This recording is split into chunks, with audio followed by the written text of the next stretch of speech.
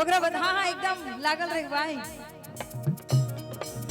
अने थाना चोरावा हो कुछ नाली हाले हो,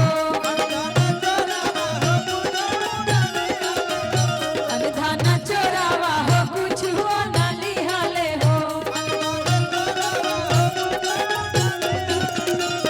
इनका दीदिया के इनका बहिनी के बनाले मोटरिया, आय सिया राम के भजो। इनका बहिनी के बनाले मोटरिया, आय सिया राम के भजो।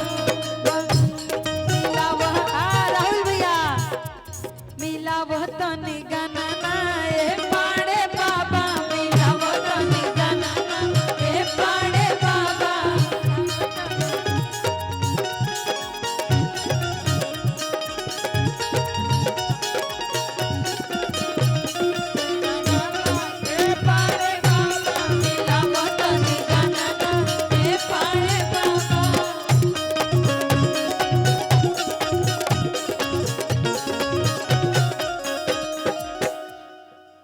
बनिया ओनिया चोरवा घरे लेके गईले हो, बनिया ओनिया चोरवा घरे लेके गईले हो, बनिया ओनिया चोरवा घरे लेके गईले हो, बनिया ओनिया चोरवा घरे लेके गईले हो। उनके देई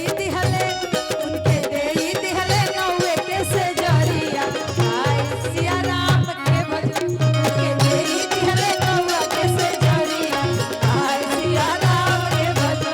उनके देई दिहले नौवा के से जरिया, आय सिया राम के भजो।